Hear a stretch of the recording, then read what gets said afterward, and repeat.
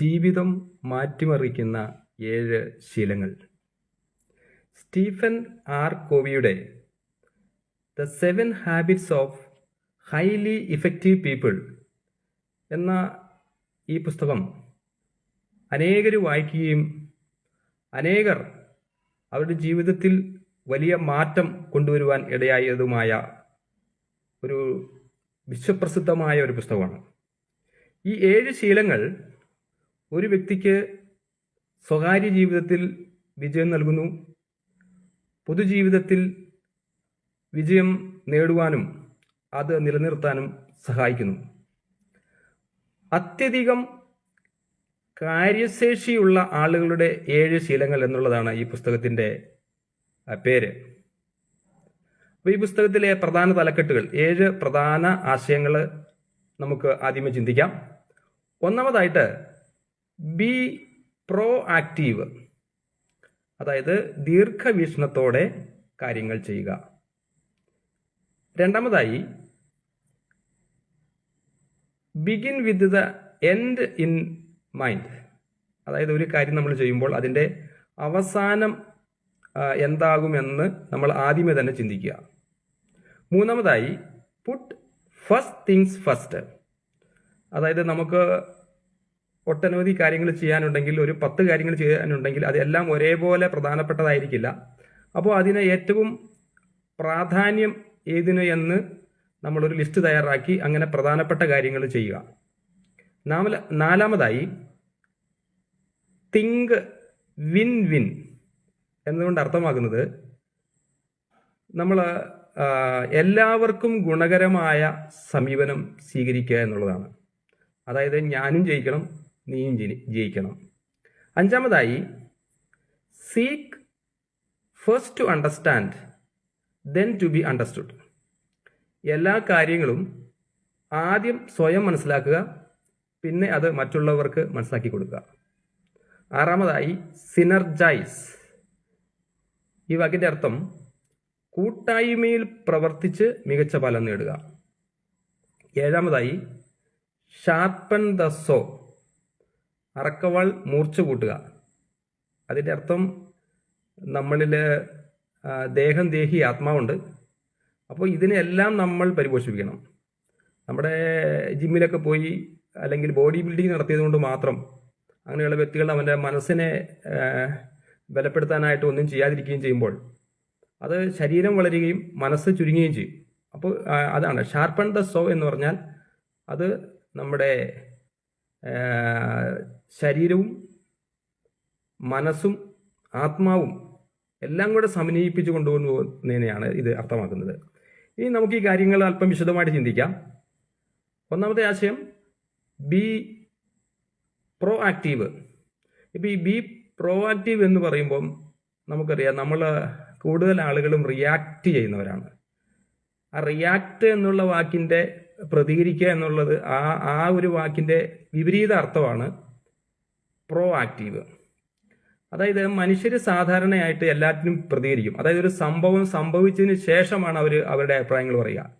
എന്നാൽ pro active എന്ന് പറഞ്ഞാൽ നമ്മൾ ദീർഘവീക്ഷണത്തോടെ കാര്യങ്ങൾ ചെയ്യുക എന്ന് പറയുമ്പോൾ നമ്മൾ സംഭവിക്കാനിരിക്കുന്ന ചില പ്രശ്നങ്ങളാണെങ്കിലും പ്രതിസന്ധികളാണെങ്കിലും അത് മുന്നമേ കണ്ടുകൊണ്ട് അതങ്ങനെ സംഭവിക്കാതിരിക്കുവാൻ നമ്മൾ ശ്രമിക്കുക. ചില കാര്യങ്ങൾ നമുക്ക് ഒഴിവാക്കാനാവാത്ത കാര്യങ്ങളുണ്ട്, എന്നാലും നമ്മൾ പരമാവധി മോശമായ കാര്യങ്ങൾ സംഭവിക്കാതിരിക്കുന്നതിന് മുമ്പേ നമ്മൾ അത് നമ്മൾ തടയുക. അതായത് നമുക്കൊരു പ്രശ്നം, നമുക്ക് എല്ലാറ്റിലും നമ്മൾ പ്രശ്നങ്ങളെ അഭിമുഖീകരിക്കേണ്ടല്ലോ. നമ്മുടെ ജീവിതത്തിൽ ഒട്ടനവധി പ്രശ്നങ്ങൾ വരുമ്പോൾ അപ്പോൾ നമ്മളത് എങ്ങനെയാണ് ആ പ്രശ്നത്തോട് പ്രതികരിക്കുന്നത്? ഇപ്പം നമുക്ക് ഒരു ഉദാഹരണം പറയുകയാണെങ്കിൽ, നമ്മൾ യാത്ര ചെയ്യേണ്ട പല സമയങ്ങളുണ്ട്. ചിലപ്പോൾ നമ്മൾ താമസിച്ച് നമ്മൾ എത്തേണ്ട സ്ഥലത്ത് എത്തിച്ചേരും. അപ്പോൾ അതിന് നമുക്ക് ആളുകൾ പ്രതികരിക്കുന്ന പല രീതിയിലായിരിക്കും. അപ്പോൾ ഇതിന് ഒന്നാമത്തെ പ്രതികരണം എന്താണ്? ഈ റോഡും ഗതാഗതക്കുരുക്കും കാരണം ഒരു രക്ഷയുമില്ല, സർക്കാർ ഒന്നും ചെയ്യുന്നില്ല, എൻ്റെ ജോലി തുടങ്ങാൻ വൈകിയത് എൻ്റെ തെറ്റല്ല, ഇത് റോഡിൻ്റെ പ്രശ്നമാണ്. അപ്പോൾ നമ്മൾ ഇംഗ്ലീഷിൽ പറയാറുണ്ട്, bad workman quarrel with his tools. അതായത് നല്ലതുപോലെ ജോലി ചെയ്യാത്തവരെന്ത് ചെയ്യും? അവരുടെ ആയുധങ്ങളെ പഴിച്ചുകൊണ്ടിരിക്കും. അപ്പോൾ ഇങ്ങനെയുള്ള ഒരു ഒരു ഒരു ഒരു സാഹചര്യത്തിൽ പ്രോ ആക്റ്റീവ് ആകുക എന്ന് പറഞ്ഞാൽ എന്താണ്? ട്രാഫിക് നിയന്ത്രിക്കാൻ എനിക്ക് കഴിയില്ല, പക്ഷെ നാളത്തെ ട്രാഫിക് ഒഴിവാക്കാൻ എനിക്ക് ചില കാര്യങ്ങൾ ചെയ്യാൻ കഴിയും. അതായത് അടുത്ത ദിവസം മുതൽ വൈകുന്നത് ഒഴിവാക്കാൻ നമുക്ക് വ്യക്തിപരമായി എന്ത് ചെയ്യാൻ സാധിക്കും? ഒന്നെങ്കിൽ ഒരു 15 മിനിറ്റ് നേരത്തെ വീട്ടിൽ നിന്ന് ഇറങ്ങുക, അല്ലെങ്കിൽ ട്രാഫിക് കുറഞ്ഞ വേറൊരു വഴിയെ പോവുക. അപ്പം ഇവിടെ ട്രാഫിക് എന്നുള്ളത് കൺസേൺ സർക്കിളാണ്. കൺസേൺ സർക്കിൾ എന്ന് പറഞ്ഞാൽ അത് നമുക്ക് ഇപ്പോൾ ട്രാഫിക് അവിടെ ഒഴിവാക്കാൻ പറ്റില്ല. അതിനെയാണ് കൺസേൺ സർക്കിൾ എന്ന് പറയുന്നത്. എന്നാൽ നമുക്ക് വേറൊരു സർക്കിളാണ് ഇൻഫ്ലുവൻസ് സർക്കിൾ എന്ന് പറയുന്നത്. നമുക്ക് സ്വന്തമായി എന്ത് ചെയ്യാൻ സാധിക്കും? അതായത് ഒരു പ്രതിസന്ധിയെ നമ്മൾ അഭിമുഖീകരിക്കുവാനായിട്ട് നമുക്ക് വ്യക്തിപരമായിട്ട് എന്ത് ചെയ്യാൻ സാധിക്കും എന്ന് നമ്മൾ തീരുമാനിക്കുകയും അത് പ്രവർത്തിക്കുകയും ചെയ്യുന്നതാണ് ഇൻഫ്ലുവൻസ് സർക്കിൾ എന്ന് പറയുന്നത്. അങ്ങനെ നമ്മൾ പ്രോ ആക്റ്റീവ് സമീപനം എല്ലായ്പ്പോഴും പുറമേയുള്ള സാഹചര്യങ്ങൾക്കനുസരിച്ച് പ്രതികരിക്കുന്നതിന് പകരം ആന്തരികമായ തീരുമാനങ്ങളിലൂടെ പ്രതികരിക്കാൻ നമ്മളെ പ്രാപ്തരാക്കുന്നു എന്നുള്ളതാണ്. അപ്പം നമുക്ക് ഈ ആശയവുമായി ബന്ധപ്പെട്ട് നമുക്ക് വിശുദ്ധ വേദപുസ്തകമായ ബൈബിളിലേക്ക് വരാം. യാക്കോബ് ലേഖനം 5-ാം അധ്യായത്തിൻ്റെ 9-ാം വാക്യത്തിൽ, സഹോദരന്മാരെ, വിധിക്കപ്പെടാതിരിപ്പാൻ ഒരുവന്റെ നേരെ ഒരുവൻ ഞരങ്ങിപ്പോകരുത്, ഇതാ ന്യായാധിപതി വാതിൽക്കൽ നിൽക്കുന്നു. ഇപ്പോൾ മനുഷ്യന് വിധിക്കുക എന്നുള്ളതിൻ്റെ ശരിയായ അർത്ഥം തീർപ്പ് കൽപ്പിക്കുക എന്നുള്ളതാണ്. അപ്പോൾ അതിന് പല അർത്ഥതലങ്ങളുണ്ടെങ്കിലും ദൈവത്തിന് നമ്മെ ഇപ്രകാരം ഓർമ്മപ്പെടുത്തുകയാണ്, നമ്മൾ സഹോദരന്മാരായതുകൊണ്ട് വിധിക്കപ്പെടാതിരിപ്പാൻ ഒരുവന്റെ നേരെ ഒരുവൻ ഇറങ്ങിപ്പോകരുത്. ശരിക്കും ഇവിടെ പറയുകയാണ്, വിധിയല്ല ഒഴിവാക്കണം.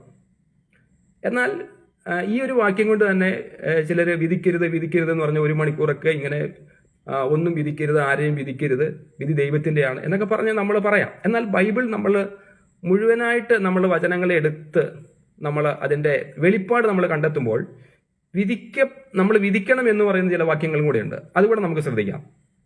അപ്പോൾ വിധിക്കരുത് എന്ന് പറയുമ്പോൾ ഇതിൽ ഇണവാക്യം ബൈബിളിൽ ഇപ്പം മത്തായി സുവിശേഷം 7-ാം അധ്യായത്തിൻ്റെ 1-ാം വാക്യത്തിൽ, നിങ്ങൾ വിധിക്കപ്പെടാതിരിക്കേണ്ടതിന് വിധിക്കരുത്. എന്നാൽ മത്തായി സുവിശേഷം 7:4 പറയുന്നു, അല്ല സ്വന്തം കണ്ണിൽ കോലിരിക്കെ നീ സഹോദരനോട് നിന്റെ കണ്ണിൽ നിന്ന് കരട് എടുത്തു കളയട്ടെ എന്ന് പറയുന്നത് എങ്ങനെ? അപ്പോൾ യേശു കർത്താവ് വിധിക്കരുതെന്ന് പറഞ്ഞു. പക്ഷേ അതിന് സാഹചര്യമുണ്ട്. കാരണം പാപിയായിരിക്കുന്ന ഒരുവൻ, വലിയ പാപിയായിരിക്കുന്ന ഒരുവൻ ചെറിയ പാപിയായി ജീവിക്കുന്ന ഒരുവനെ വിധിക്കുക. അപ്പോൾ ആ ഒരു പശ്ചാത്തലത്തിലാണ് കർത്താവ് പറയുന്നത്, നിങ്ങൾക്ക് അങ്ങനെ വിധിക്കാനുള്ള അധികാരമില്ല. എന്നാൽ നമ്മൾ ലേഖനത്തിലേക്കൊക്കെ വരുമ്പോൾ ചില വാക്യങ്ങൾ വളരെ വ്യക്തമായിട്ട് പറയുന്നുണ്ട്, നമ്മൾ വിധിക്കേണ്ട ചില സാഹചര്യങ്ങളുണ്ട് എന്ന് ദൈവത്തിൻ്റെ തിരുവെഴുത്ത് നമ്മെ ഓർമ്മപ്പെടുത്തുന്നുണ്ട്. 1 കൊരിന്ത്യർ 5-ാം അധ്യായം 11 മുതലുള്ള വാക്യങ്ങളിൽ, എന്നാൽ സഹോദരൻ എന്ന് പേർപെട്ട ഒരുവൻ ദുർനടപ്പുകാരനോ അത്യാഗ്രഹിയോ വിഗ്രഹാരാധിയോ വാവിഷ്ഠാണക്കാരനോ മദ്യപനോ പിടിച്ചുപറിക്കാരനോ ആകുന്നു എങ്കിൽ അവനോട് സംസർഗം അരുത്. അങ്ങനെയുള്ളവനോടുകൂടെ ഭക്ഷണം കഴിക്കുക പോലും അരുത് എന്നത്രേ ഞാൻ നിങ്ങൾക്ക് എഴുതിയത്. പുറത്തുള്ളവരെ വിധിപ്പാൻ എനിക്ക് എന്ത് കാര്യം? നിങ്ങൾ അകത്തുള്ളവരെ അല്ലയോ വിധിക്കുന്നത്? പുറത്തുള്ളവരെ ദൈവം വിധിക്കുന്നു. ആ ദുഷ്ടനെ നിങ്ങളുടെ ഇടയിൽ നിന്ന് നീക്കി കളയുവിൻ. അപ്പം ഇവിടെ ആരെ വിധിക്കാൻ പാടില്ല, ആരെ വിധിക്കണം എന്ന് പറയുകയാണ്. അപ്പോൾ നമ്മുടെ സഹോദരൻ എന്ന് പറയുന്ന ഒരു വ്യക്തി, അതായത് വേർപെട്ട് വിശുദ്ധിയും വേർപാടും ഒക്കെ പാലിക്കുന്നു എന്ന് പറയുന്ന ഒരു സഹോദരൻ, അങ്ങനെയുള്ള ആരെങ്കിലും, ഇവിടെ ഏതാനും പാപങ്ങളുടെ ലിസ്റ്റാണ് ഇവിടെ ലിസ്റ്റ് ചെയ്തിട്ടുള്ളൂ. എന്നാൽ ഏതെങ്കിലും പാപത്തിൽ അവർ മനഃപൂർവ്വം പാപം ചെയ്തുകൊണ്ട് ജീവിക്കുകയാണെങ്കിൽ അവരോടുള്ള നമ്മുടെ സംസർഗം വിലക്കിയിരിക്കുകയാണ്. അവരോടുകൂടെ ഭക്ഷണം കഴിക്കരുത് എന്നൊക്കെയാണ് ഇവിടെ പറഞ്ഞിരിക്കുന്നത്. അപ്പോൾ പുറത്തുള്ളവരെ വിധിപ്പാൻ നമ്മൾ അത് ചെയ്യേണ്ട കാര്യമില്ല. അതായത് പുറത്തുള്ളവരെന്ന് പറഞ്ഞാൽ ഇപ്പോൾ ഒരു മുസ്ലിം അല്ലെങ്കിൽ ഒരു ഹിന്ദു, അപ്പോൾ ഇവരെ ഒന്നും വിധിക്കേണ്ടത് നമ്മളല്ല. എന്നാൽ അവരെ ദൈവം വിധിക്കട്ടെ. പക്ഷെ നമ്മൾക്ക് വിധി നൽകിയിരിക്കുന്നത് നമ്മുടെ കൂടെ എന്ന് പറയുന്നവർ, നമ്മോടൊത്ത് സഹോദരൻ എന്ന് പറയുന്നവർ, നമ്മളടുത്ത് കൂട്ടായ്മ ആചരിക്കുന്നവർ, അവർ മനഃപൂർവ്വം പാപം ചെയ്യുന്നവരാണെങ്കിൽ അവരെ വിധിക്കാം എന്നിവിടെ പറയുകയാണ്. നിങ്ങൾ അകത്തുള്ളവരെ അല്ലയോ വിധിക്കുന്നത്, പുറത്തുള്ളവരെ ദൈവം വിധിക്കുന്നു. ആ ദുഷ്ടനെ നിങ്ങളുടെ ഇടയിൽ നിന്ന് നീക്കിക്കളയാം. അപ്പോൾ ഈ പാപം ചെയ്തവനെ വിളിക്കുന്നത് ദുഷ്ടൻ എന്നാ.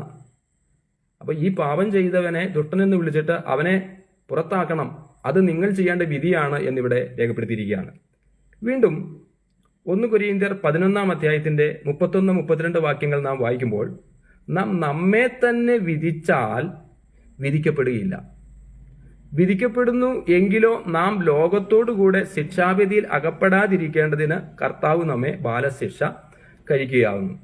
അപ്പോൾ നാം നമ്മെ തന്നെ വിധിക്കണം, നാം നമ്മെ തന്നെ ശോധന ചെയ്യണം. നാം ഏതെങ്കിലും വിധത്തിൽ കുറ്റക്കാരനാണോ? നമ്മുടെ മനസാക്ഷി എത്രമാത്രം ശുദ്ധമാണ്? അതുപോലെ തന്നെ നമ്മൾ മറ്റുള്ളവരെയും ശോധന ചെയ്യണം. എല്ലാവരും അല്ലെങ്കിൽ എല്ലാ ആത്മാക്കളെയും വിശ്വസിക്കാതെ ആത്മാക്കൾ ദൈവത്തിൽ നിന്നുള്ളവരോ എന്ന് ശോധന ചെയ്യണമെന്ന് തിരുവെഴുത്ത് നമ്മെ ഓർമ്മപ്പെടുത്തുന്നുണ്ട്. അപ്പോൾ നമ്മൾ നമ്മളെ ശോധന കഴിക്കണം, നമ്മളെ തന്നെ വിധിക്കണം. അപ്പോൾ മറ്റുള്ളവരെയും നമ്മൾ അവരിലുള്ള ആത്മാവ് ദൈവത്തിൽ നിന്നാണോ എന്ന് നമ്മൾ ആരായേണ്ടതാണ്.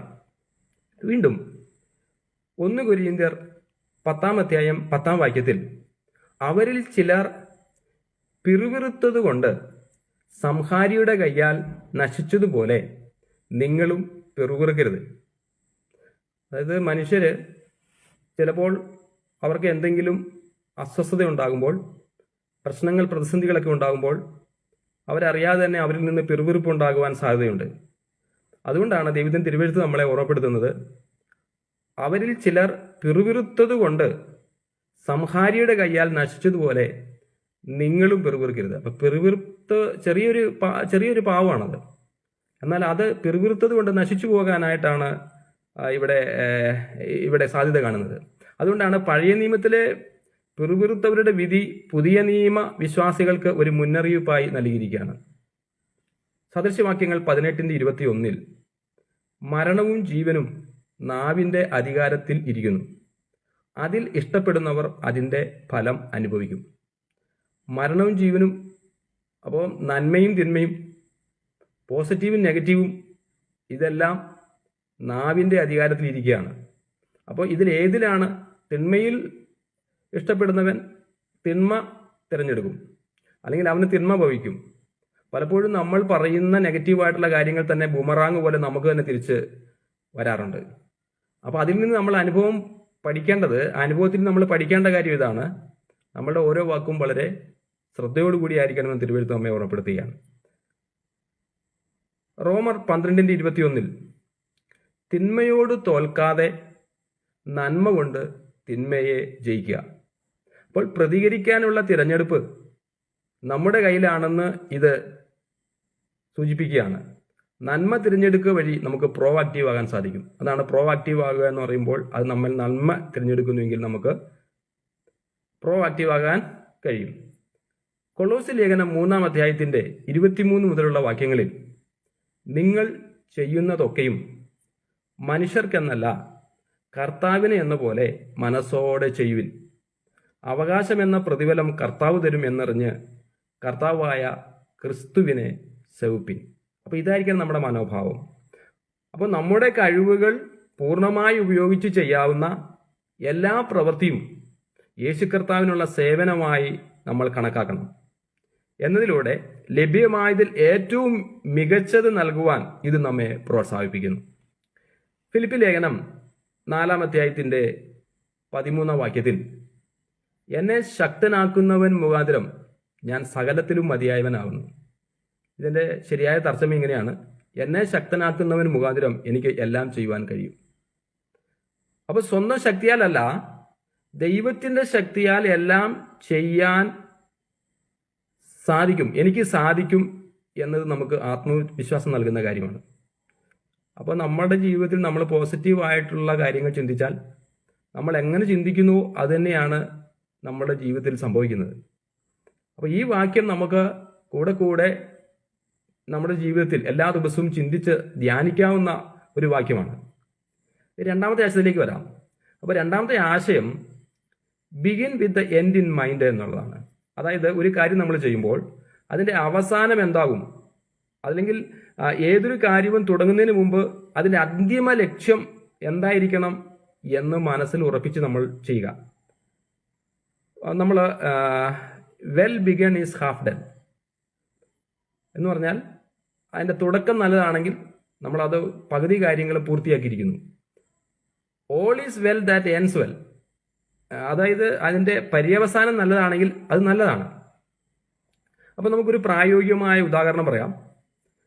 അപ്പോൾ ഒരാൾ ഒരു ക്ലാസ് എടുക്കുകയാണെങ്കിൽ, ഒരു സ്കൂളിൽ ഒരു ക്ലാസ് എടുക്കുകയാണെങ്കിൽ, അപ്പോൾ അതിന് ഇന്ന് എന്താണ് പഠിപ്പിക്കേണ്ടത് എന്നതിനേക്കാൾ ഈ പാഠം പഠിപ്പിച്ചു കഴിയുമ്പോൾ വിദ്യാർത്ഥികൾക്ക് എന്ത് മനസ്സിലാക്കാനും ജീവിതത്തിൽ പ്രായോഗികമാക്കുവാനും കഴിയും. അപ്പോൾ സാധാരണ അധ്യാപകരൊക്കെ ആകുമ്പോൾ അവർ വെറുതെ പോയി ക്ലാസ് എടുക്കുകയല്ല, അവർക്ക് ലെസൺ പ്ലാൻ എഴുതണം. അവർക്ക് എന്താണ് ഇന്ന് അവർ പഠിപ്പിക്കുന്നതുകൊണ്ട് അവർ ആ കുട്ടികൾക്ക് അതുകൊണ്ട് എന്താണ് ലഭിക്കാനായിട്ട് പോകുന്നത്, അതിൻ്റെ ലക്ഷ്യം എന്താണെന്നൊക്കെ എഴുതി വെച്ചിട്ട് വേണം. അങ്ങനെയാണ് സാധാരണ സ്കൂളിൽ ക്ലാസ് എടുക്കുന്നത്. അപ്പോൾ യെശയ്യാവ് 46:10 ആരംഭത്തിങ്കൽ തന്നെ അവസാനവും പൂർവ്വകാലത്ത് തന്നെ മേലാൽ സംഭവിപ്പാനുള്ളതും ഞാൻ പ്രസ്താവിക്കുന്നു. എൻ്റെ ആലോചന നിവൃത്തിയാകും, ഞാൻ എൻ്റെ താല്പര്യമൊക്കെയും അനുഷ്ഠിക്കും എന്ന് ഞാൻ പറയുന്നു. ഇത് ദൈവത്തെക്കുറിച്ച് പറഞ്ഞിരിക്കുകയാണ്. ദൈവത്തിന് എല്ലാ കാര്യത്തിൻ്റെയും അവസാനം ആരംഭത്തിൽ തന്നെ അറിയാം. അതാണ് ആരംഭത്തിൽ തന്നെ അവസാനവും പൂർവ്വകാലത്ത് തന്നെ മേലാൽ സംഭവിപ്പാനുള്ളതും താൻ പ്രസ്താവിക്കുന്നു. അപ്പോൾ ദൈവം അങ്ങനെയാണ്. ദൈവം എല്ലാ കാര്യത്തിൻ്റെയും അവസാനം ആദ്യമേ അറിയാൻ ദൈവത്തിന് കഴിയുന്നു. ദൈവമക്കളായിരിക്കുന്ന നമ്മളും അങ്ങനെ. നമുക്ക് ഈ വലിയ പ്രവചനപരങ്ങളും കാര്യങ്ങളും ഒന്നും ഇല്ലെങ്കിൽ തന്നെ നമുക്ക് ലഭിച്ച ദൈവകൃപയ്ക്ക് ഒത്തവണ്ണം നമ്മൾ കഴിയുന്നത്ര നമ്മുടെ ജീവിതത്തിൽ നമ്മൾ കാര്യങ്ങൾ പ്ലാൻ ചെയ്യുമ്പോൾ അതിൻ്റെ അവസാനം എന്താകും എന്നുള്ള ഒരു കാര്യം നമ്മൾ പ്ലാൻ ചെയ്ത് മുന്നേറുമ്പോൾ അത് വിജയകരമായിരിക്കും. എഫേസ്യർ 2:10 നാം അവൻ്റെ കൈപ്പണിയായി സൽപ്രവൃത്തികൾക്കായിട്ട് ക്രിസ്തുയേശുവിൽ സൃഷ്ടിക്കപ്പെട്ടവരാകുന്നു. നാം ചെയ്തു പോരേണ്ടതിന് ദൈവം അവ മുന്നൊരുക്കിയിരിക്കുന്നു. അപ്പോൾ ദൈവം നമ്മെ രക്ഷിച്ചത് സൽപ്രവൃത്തികൾ ചെയ്യുന്നതിന് വേണ്ടിയുള്ള ഒരു ഉദ്ദേശത്തോടു കൂടിയാണ്. അതായത് നമ്മൾ ഈ ലോകത്തിൽ ചെയ്യുന്ന ഓരോ നല്ല കാര്യവും നാം ജനിക്കുന്നതിന് മുമ്പ് തന്നെ ദൈവം നമ്മുടെ ജീവിതത്തിനായി പദ്ധതിയിട്ട് മുന്നൊരുക്കി വെച്ചിട്ടുള്ളതാണ്. അപ്പോൾ അതാണ് ദൈവത്തിൻ്റെ മുൻ നിർണയം എന്ന് പറയുന്നത്. അപ്പം നമ്മൾ ഇപ്പോൾ എന്തെങ്കിലും നല്ല പ്രവൃത്തികൾ ചെയ്യുന്നുണ്ടെങ്കിൽ അത് നമ്മൾ രക്ഷിക്കപ്പെടാൻ വേണ്ടിയല്ല, നമ്മൾ രക്ഷിക്കപ്പെട്ടതുകൊണ്ട് നമ്മൾ മാനസാന്തരത്തിന് യോഗ്യമായ നല്ല ഫലങ്ങൾ നമ്മളിലുണ്ടാവും. ഇനി നമ്മൾ രക്ഷിക്കപ്പെട്ടതുകൊണ്ട് നല്ല ഫലം ഉണ്ടായില്ല എങ്കിൽ വൃക്ഷത്തിന് ചുവട്ടിൽ കോടാലി വെച്ചിരിക്കുകയാണ്, നല്ല ഫലം കായ്ക്കാത്ത വൃക്ഷമൊക്കെയും വെട്ടി തീയിലിട്ട് കളയും. വീണ്ടും നമ്മൾ ലൂക്കോസ് 14:22 നിങ്ങളിൽ ആരെങ്കിലും ഒരു ഗോപുരം പണിയുവാൻ തുടങ്ങുകയാണെങ്കിൽ അത് പൂർത്തിയാക്കാനുള്ള ചെലവ് എത്രയെന്ന് ആദ്യം ഇരുന്ന് കണക്ക് കൂട്ടുകയില്ലയോ? അപ്പോൾ ഏതൊരു വലിയ കാര്യവും തുടങ്ങുന്നതിന് മുമ്പ് അതിൻ്റെ അവസാനം മനസ്സിൽ കണ്ട ആസൂത്രണം ചെയ്തതിൻ്റെ പ്രാധാന്യം കർത്താവ് യേശുക്രിസ്തു ഇവിടെ വരച്ച് കാണിക്കുകയാണ്. അപ്പോൾ നിങ്ങളിൽ ആരെങ്കിലും ഒരു ഗോപുരം പണിയാൻ തുടങ്ങുകയാണെങ്കിൽ, അത് തുടങ്ങിയിട്ട് എത്രയോ ആളുകൾ വീട് പണി തുടങ്ങി, പൂർത്തിയാക്കാത്ത ഭവനങ്ങൾ എത്രയുണ്ട്. ചില കാരണങ്ങളുണ്ടാവാം. എന്നാൽ ഇവിടെ കർത്താവായ യേശുക്രിസ്തു വളരെ വ്യക്തമായി പറഞ്ഞിരിക്കുന്നു, നിങ്ങളിൽ ആരെങ്കിലും ഒരു ഗോപുരം പണിയുവാൻ തുടങ്ങുകയാണെങ്കിൽ അത് പൂർത്തിയാക്കാനുള്ള ചെലവ് എത്രയെന്ന് ആദ്യം ഇരുന്ന് കണക്ക് കൂട്ടുകയില്ലയോ? അപ്പം നമുക്ക് ഒരു ദീർഘവീക്ഷണം ഉണ്ടാകണമെന്ന് ഇവിടെ ദൈവത്തിൻ്റെ വചനം നമ്മെ ഓർമ്മപ്പെടുത്തുന്നു. സദൃശവാക്യങ്ങൾ 29:18 വെളിപ്പാടില്ലാത്തിടത്ത് ജനം മര്യാദ വിട്ടു നടക്കുന്നു, ന്യായപ്രമാണം കാത്തുകൊള്ളുന്നവനോ ഭാഗ്യവാൻ. അപ്പോൾ എന്താണ് ദൈവിക വെളിപ്പാട്? വെളിച്ചപ്പാട് എന്ന് പറയുന്നത് സംഭവമുണ്ട്. വെളിപാട് എന്നാണ് ബൈബിളിൽ ദൈവത്തിൽ നിന്ന് പ്രാപിക്കുന്നതിനെ വെളിപാട് എന്ന് പറയുന്നു. വെളിപാട് എന്ന് പറഞ്ഞാൽ ദൈവം തന്നെ സ്നേഹിക്കുന്നവർക്ക് ദൈവത്തെ അറിയുവാനും വചനങ്ങൾ അറിയുവാനും വചനത്തിൻ്റെ വ്യാഖ്യാനം ഒക്കെ ദൈവം പരിശുദ്ധാത്മാവിൽ നൽകുന്നതാണ് ദൈവിക വെളിപാട്. എന്നാൽ പൈശാചികമായിട്ട് ഇപ്പം നമ്മൾ വെളിച്ചപ്പാട് എന്നൊക്കെ പറയുന്ന സംഭവങ്ങളൊക്കെ ഉണ്ട്. അപ്പോൾ അതൊക്കെ വിപരീത ദിശയിലാണെന്നുള്ള കാര്യം നമുക്കറിയാം. അപ്പോൾ അങ്ങനെ നമ്മൾ വീണ്ടും വരുമ്പോൾ എബ്രായ ലേഖനം 12:2 വിശ്വാസത്തിൻ്റെ നായകനും പൂർത്തി വരുത്തുന്നവനുമായ യേശുവിനെ നോക്കുക. തൻ്റെ മുമ്പിൽ വെച്ചിരുന്ന സന്തോഷമോർത്ത് അവൻ അപമാനം അലക്ഷ്യമാക്കി ക്രൂശിനെ സഹിക്കുകയും ദൈവസിംഹാസനത്തിന്റെ വലതുഭാഗത്ത് ഇരിക്കുകയും ചെയ്തു. അപ്പൊ യേശുക്രിസ്തു ഈ പീഡാസഹനത്തിലൂടെ എല്ലാം കടന്നുപോയത്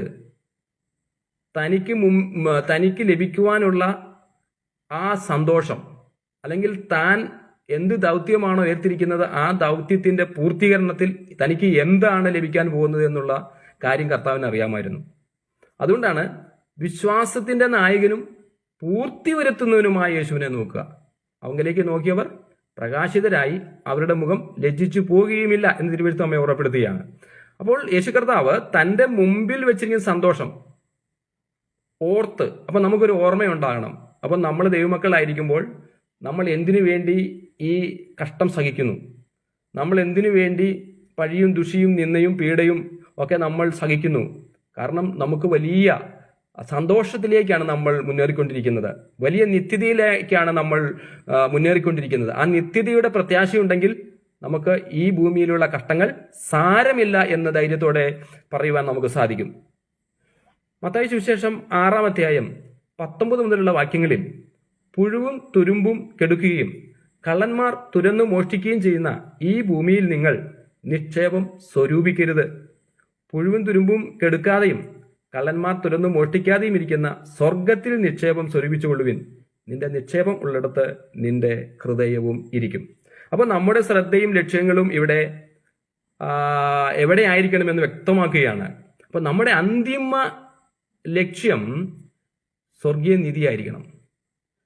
അപ്പൊ ഈ സ്വർഗീയ നിധി, അതായത് ഒരു മനുഷ്യനെ കുറിച്ച് ബൈബിൾ പറയുന്നത് ഇങ്ങനെയാണ്: അവൻ വേറൊരു സ്ഥലത്ത് നിധിയുണ്ട് എന്ന് മനസ്സിലാക്കിയപ്പോൾ സ്വന്തം സ്ഥലം അവൻ വിറ്റിട്ട് പോയിട്ട് ആ നിധി ഇരിക്കുന്ന സ്ഥലം അവൻ വാങ്ങി. അതുപോലെയാണ് നമ്മൾ ഇവിടെ ഭൂമിയിൽ നിക്ഷേപം കരുതി വെക്കുന്നത്. അപ്പം യേശുക്രിസ്തുവാണ് നമ്മുടെ വലിയ നിക്ഷേപം എന്ന് മനസ്സിലാക്കിയ ദൈവമക്കൾക്കായി ഞാൻ ദൈവത്തെ സ്തുതിക്കുകയാണ്. അപ്പോൾ അടുത്ത ആശയത്തിലേക്ക് നമ്മൾ വരികയാണ്. അടുത്ത ആശയം, 3-ാമത്തെ ആശയത്തിലേക്ക് വരുമ്പോൾ, പ്രധാനപ്പെട്ടവയ്ക്ക് പ്രഥമ സ്ഥാനം നൽകുക. അതിന് ഇംഗ്ലീഷിൽ പുട്ട് ഫസ്റ്റ് തിങ്സ് ഫസ്റ്റ്. അതായത് നമ്മുടെ ജീവിതത്തിൽ ഒത്തിരി കാര്യങ്ങൾ ഉണ്ടാവും. ഒരു 10 കാര്യം ഒരു ദിവസം ചെയ്യാനുണ്ടെങ്കിൽ അതെല്ലാം നമ്മൾ ലിസ്റ്റ് ചെയ്തിട്ട് ഏറ്റവും പ്രധാനപ്പെട്ട കാര്യങ്ങൾ ചെയ്യുക. അത് എന്നാൽ തിരുവഴുത്തിലേക്ക് വരുമ്പോൾ നമ്മൾ മത്തായി സുവിശേഷം 6-ാം അധ്യായം 33-ാം വാക്യത്തിൽ, അതുകൊണ്ട് നിങ്ങൾ ഒന്നാമത് അവന്റെ രാജ്യവും നീതിയും അന്വേഷിക്കുവിൻ, അതോടുകൂടെ ഇതൊക്കെയും നിങ്ങൾക്ക് കിട്ടും. അപ്പൊ ദൈവം നമുക്ക് ആവശ്യമായിട്ടുള്ളത് എന്താണ്? ഉണ്മാനും ഉടുപ്പാനും മതി എങ്കിൽ അങ്ങനെ നിങ്ങൾ വിചാരിപ്പിൻ. അപ്പോൾ ഭക്ഷണം, വസ്ത്രം, പാർപ്പിടം, ഇത് മനുഷ്യന്റെ അടിസ്ഥാന ആവശ്യങ്ങളാണ്. അപ്പൊ ഇതെല്ലാം ദൈവം നമുക്ക് തരും. അങ്ങനെ ദൈവം പറയാം, വിചാരപ്പെടേണ്ട, നിങ്ങൾ ഒന്നിനെക്കുറിച്ചും ഭാരപ്പെടേണ്ട. ജാതികളാണ് ഇതിങ്ങനെ ചെയ്യുന്നതെന്ന് ഭർത്താവ് പറയുന്നത്. വിജാതീയരാണ്, ജാതികളാണ് വിചാരപ്പെടുന്നത്. പക്ഷെ ദൈവമക്കൾ അങ്ങനെ വിചാരപ്പെടേണ്ട, കാരണം ദൈവം അവരെ പോറ്റി പുലർത്തുന്നു. അതുകൊണ്ട് നിങ്ങൾ ഒന്നാമത് ഫസ്റ്റ് പ്രയോറിറ്റി എന്തായിരിക്കണം? അവന്റെ രാജ്യവും നീതിയും അന്വേഷിപ്പിൻ, അതോടുകൂടെ ഇതൊക്കെയും നിങ്ങൾക്ക് ആവശ്യമായതൊക്കെയും ദൈവം തരും. അപ്പോൾ നമ്മുടെ ശ്രദ്ധ മുഴുവൻ നമ്മുടെ സ്വന്തം കാര്യത്തിലല്ല, മറിച്ച് ദൈവത്തിന്റെ രാജ്യത്തിലും അവന്റെ ഇഷ്ടം ഈ ലോകത്തിൽ നിറവേറ്റുന്നതിലും ആയിരിക്കണം. അപ്പൊ ഇതിനാണ് നമ്മൾ പരമപ്രധാനമായ മുൻഗണന കൊടുക്കേണ്ടത്. എഫേസ്യ ലേഖനം 5-ാം അധ്യായം 19 മുതലുള്ള വാക്യങ്ങളിൽ, ആകയാൽ സൂക്ഷ്മതയോടെ അജ്ഞാനിയായിട്ടല്ല ജ്ഞാനിയായിട്ടത്രേ നടപ്പാൻ നോക്കുവിൻ, ഇത് ദുഷ്കാലമാകയാൽ സമയം തക്കത്തിൽ ഉപയോഗിച്ച് കൊള്ളുവിൻ. അപ്പോൾ നമ്മുടെ സമയം നമ്മൾ വളരെ പ്ലാനിങ്ങോടുകൂടെ നമ്മൾ ഉപയോഗപ്പെടുത്തണമെന്ന് തിരുവെഴുത്ത് നമ്മെ ഓർമ്മപ്പെടുത്തുകയാണ്. വീണ്ടും ഈ വാക്യത്തിൽ നമ്മളിങ്ങനെ വായിക്കുന്നു, ബുദ്ധിഹീനനാകാതെ കർത്താവിന്റെ ഇഷ്ടം ഇന്നതെന്ന് ഗ്രഹിച്ചു കൊള്ളുവിൻ, വീഞ്ഞു കുടിച്ച് മർത്തരാകരുത്, അതിനാൽ ദുർനടപ്പ് ഉണ്ടാകുന്നുവല്ലോ. ആത്മാവ് നിറഞ്ഞവരായി സങ്കീർത്തനങ്ങളാലും സ്തുതികളാലും ആത്മീയ ഗീതങ്ങളാലും തമ്മിൽ സംസാരിച്ചും നിങ്ങളുടെ ഹൃദയത്തിൽ കർത്താവിന് പാടിയും കീർത്തനം ചെയ്തും. അങ്ങനെ എന്താണ്? അങ്ങനെ ദൈവേഷ്ടം ചെയ്യുവിൻ. അപ്പൊ ഇവിടെ വിശ്വാസികളായിട്ടുള്ളവര് വീഞ്ഞ് പഴയ നിയമത്തിൽ വീഞ്ഞ് കുടിക്കാമായിരുന്നു.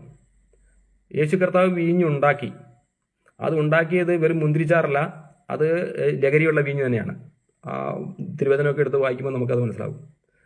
എന്നാൽ ചിലർ പറയാറുണ്ട് അതിന് ലഹരിയൊന്നും ഇല്ലായിരുന്നു. അങ്ങനെയല്ല, ലഹരി ഉണ്ടായിരുന്നു. കാരണം പഴയ നിയമത്തിലെ യഹൂദന്മാർക്ക് അവരുടെ ന്യായപ്രമാണം അനുസരിച്ച് അവർക്ക് വീഞ്ഞു കുടിക്കുന്നത് വിലക്കിയിട്ടില്ല. അതുകൊണ്ടാണ്. എന്നാൽ എന്തുകൊണ്ട് നമുക്ക് പുതിയ നിയമത്തിൽ വിശ്വാസികൾക്ക് വീഞ്ഞ് ആവശ്യമില്ല? കാരണം നമ്മളെ സംബന്ധിച്ചിടത്തോളം നമുക്ക് ഈ ലഹരി എന്ന് പറയുന്നത് വീഞ്ഞ് ലഹരി നൽകുന്നതാണ്. അപ്പോൾ വീഞ്ഞ് പരിശുദ്ധാത്മാവാണ്. പരിശുദ്ധാത്മാവ് വലിയ സന്തോഷവും സമാധാനവും നമ്മുടെ അപകർഷതാബോധമെല്ലാം മാറ്റി നമുക്ക് ധൈര്യവും എല്ലാം പരിശുദ്ധാത്മാവ് നമുക്ക് നൽകുന്നു. അപ്പോൾ നമുക്ക് പരിശുദ്ധാത്മാവിനെ പ്രാപിച്ചവർക്ക്, പരിശുദ്ധാത്മാവിൽ നടക്കുന്നവർക്ക്, ആത്മാവിനെ അനുസരിച്ച് നടക്കുന്നവർക്ക് ഇപ്രകാരമുള്ള ലഹരികൾ ആവശ്യമില്ല എന്ന് തന്നെയാണ് തിരുവെഴുത്ത് പറയുന്നത്. അപ്പോൾ നമുക്ക് ഈ ദൈവത്തിന്റെ ആത്മാവ് ഉണ്ടെങ്കിൽ നമ്മൾ എങ്ങനെയുള്ളവരായിരിക്കും? അതിനാൽ ദുർനടപ്പ് ഉണ്ടാകുമല്ലോ. അത് വീഞ്ഞു കുടിച്ച് നിങ്ങൾ മത്തരായി കഴിയുമ്പോഴാണ് ദുർനടപ്പ് ഉണ്ടാകുന്നത്. എന്നാൽ നമ്മൾ പരിശുദ്ധാത്മാവ് നിറഞ്ഞവരായി സങ്കീർത്തനങ്ങളാലും സ്തുതികളാലും ആത്മീയകൾ തമ്മിൽ സംസാരിച്ചു. അപ്പോൾ ആത്മാവുള്ളവരെ ഇങ്ങനെ അറിയാം. പരിശുദ്ധാത്മാവിൽ നടക്കുന്ന ഒരു വ്യക്തിയെ ഇങ്ങനെ തിരിച്ചറിയാം. അവര് നല്ല സങ്കീർത്തനങ്ങളാലും സ്തുതികളാലും ആത്മീയ ഗീതങ്ങളും ഒക്കെ അവരെ തമ്മിൽ എന്ത് ചെയ്യും? സംസാരിക്കും, പ്രബോധിപ്പിക്കും. അവർ പ്രബോധനങ്ങൾ നൽകും. ഇതെല്ലാം ചെയ്യുന്നത് എല്ലാവരുടെയും ആത്മീയ വർധനയ്ക്ക് വേണ്ടിയായിരിക്കും. ദൈവനാമത്തിന് മഹത്വം ഉണ്ടാകട്ടെ. വീണ്ടും ഇവിടെ യേശുക്രിസ്തുവിന്റെ അടുക്കൽ വന്ന മാർത്തയെയും മറിയയുടെയും ചിന്താഗതി. അപ്പോൾ അവരേതിനാണ്? രണ്ടുപേരും വ്യത്യസ്ത ചിന്താഗതിക്കാരായിരുന്നു. അപ്പോൾ ലൂക്കോസ് 10:41 നാം ഈ വാക്യം വായിക്കുന്നുണ്ട്. ലൂക്കോസ് 10 കർത്താവ് അവളോട് ഉത്തരം പറഞ്ഞത്, മാർത്തയെ മാർത്തയെ, നീ അനേകം കാര്യങ്ങളെ ചൊല്ലി വിചാരപ്പെട്ട് അസ്വസ്ഥത ആയിരിക്കുന്നു. ഒന്നേ ആവശ്യമുള്ളൂ. മറിയ നല്ല അംശം തിരഞ്ഞെടുത്തിരിക്കുന്നു, അത് അവളിൽ നിന്ന് എടുത്തു കളയുകയുമില്ല.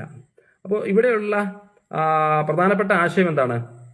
അപ്പോൾ നമ്മുടെ മുൻഗണന പട്ടികയിൽ ഏറ്റവും മുകളിൽ ദൈവരാജ്യം. ഭൗമികമായ ഉത്കണ്ഠകൾ ദൈവത്തിന്റെ കയ്യിൽ ഏൽപ്പിക്കുക. അപ്പോൾ നമ്മുടെ സമയം, പണം, ഊർജം എന്നിവ നിത്യതയ്ക്ക് വിലയുള്ളതും ദൈവത്തെ മഹത്വപ്പെടുത്തുന്നതുമായ കാര്യങ്ങൾക്ക് വേണ്ടി ബോധപൂർവം ഉപയോഗിക്കുക. മറ്റെല്ലാ കാര്യങ്ങൾക്കും അതിന്റെ സ്ഥാനം രണ്ടാമത്. അപ്പോൾ ഒന്നാമത് സ്ഥാനം നമ്മൾ ദൈവരാജ്യം. വീണ്ടും 1 കൊരിന്ത്യർ 3 മുതലുള്ള വാക്യങ്ങൾ. 1 കൊരിന്ത്യർ 3:13 നിങ്ങൾ ആ ദിവസം അതിനെ തെളിവാക്കും, അത് തീയോടെ വെളിപ്പെട്ടു വരും. ഓരോരുത്തന്റെ പ്രവൃത്തി ഇന്ന വിധമെന്ന തീ തന്നെ ശോധന ചെയ്യും. ഒരുത്തന്റെ പണിത പ്രവൃത്തി നിലനിൽക്കുമെങ്കിൽ അവന് പ്രതിഫലം കിട്ടും. ഒരുത്തന്റെ പ്രവൃത്തി വെന്തുപോയെങ്കിൽ അവന് ഛേദം വരും, താനും രക്ഷിക്കപ്പെടും. എന്നാൽ തീയിൽ കൂടി എന്ന പോലെ അത്രേ നിങ്ങൾ ദൈവത്തിന്റെ മന്ദിരമെന്നും ദൈവത്തിന്റെ ആത്മാവ് നിങ്ങളിൽ വസിക്കുന്നുവെന്നും അറിയുന്നില്ലയോ? ദൈവത്തിന്റെ മന്ദിരം നശിപ്പിക്കുന്നവനെ ദൈവം നശിപ്പിക്കും. ദൈവത്തിന്റെ മന്ദിരം വിശുദ്ധമല്ലോ, നിങ്ങളും അങ്ങനെ തന്നെ. അപ്പൊ ഈ വാക്യത്തിന് 2 പ്രധാനപ്പെട്ട ആശയങ്ങളാണുള്ളത്. ഒന്നാമതായി നമ്മൾ ചെയ്യുന്ന ദൈവവേലയുടെ ശോധന, അല്ലെങ്കിൽ നമ്മൾ ചെയ്യുന്ന പ്രവൃത്തികളുടെ ശോധന. അപ്പോൾ ദൈവത്തിന്റെ ന്യായവിധി ദിവസം ഓരോ വിശ്വാസിയും അവരുടെ ശുശ്രൂഷ തീയാൽ ശോധന ചെയ്യപ്പെടും. അപ്പോൾ അങ്ങനെ ശോധന ചെയ്യുമ്പോൾ സ്വർണം, വെള്ളി, അങ്ങനെ വിലയേറിയ കല്ല്, അപ്പോൾ അങ്ങനെയാണ് അത് തീയിലിട്ടാലും കത്തി ചാരമായി തീരത്തില്ല. അപ്പോൾ ഇങ്ങനെയുള്ള വേല നിലനിൽക്കുകയാണെങ്കിൽ, അങ്ങനെ നിലനിൽക്കുന്നെങ്കിൽ അവർക്ക് പ്രതിഫലം ലഭിക്കും. ഇനി നിഷ്പ്രയോജനമായ വേലയാണ് അവർ ചെയ്തതെങ്കിലോ, അവർ നശിച്ചു പോകുന്ന ആഹാരത്തിന് വേണ്ടിയാണ് അധ്വാനിച്ചതെങ്കിലോ, അത് മരം, പുല്ല്, വൈക്കോല് അതെല്ലാം തീയിൽ വീഴുമ്പോൾ തന്നെ കത്തി ചാരമായി പോകും. അങ്ങനെ ഈ വേല വെന്തുപോവുകയാണെങ്കിൽ ആ ചെയ്യുന്ന ആൾക്ക്, അല്ലെങ്കിൽ അത് ചെയ്തവർക്ക്, അവർക്ക് നഷ്ടം വരികയും ചെയ്യും. ഇതാണ് അതിൻ്റെ ഒന്നാമത്തെ ഭാഗം. ഇത് രണ്ടാമത്തെ ഭാഗം പറയുന്നതാണ് വിശ്വാസികൾ, അതായത് വിശ്വാസ സമൂഹം എന്താണ്? കൂട്ടമായി ദൈവത്തിന്റെ മന്ദിരമാണ്. അപ്പം നമ്മൾ കൂട്ടമായി എന്ന് പറഞ്ഞാൽ ഒരു സഭ, ഒരു പ്രാദേശിക സഭയാണെങ്കിൽ ആ സഭ, നമ്മൾ കൂടി വരുന്ന ആ സഭ, അപ്പോൾ ആ സഭ എന്ത് ചെയ്യുന്നു? അത് ദൈവത്തിന്റെ മന്ദിരമാണ്. അതുപോലെ നമ്മൾ ഓരോരുത്തരും ദൈവത്തിന്റെ മന്ദിരമാണ്.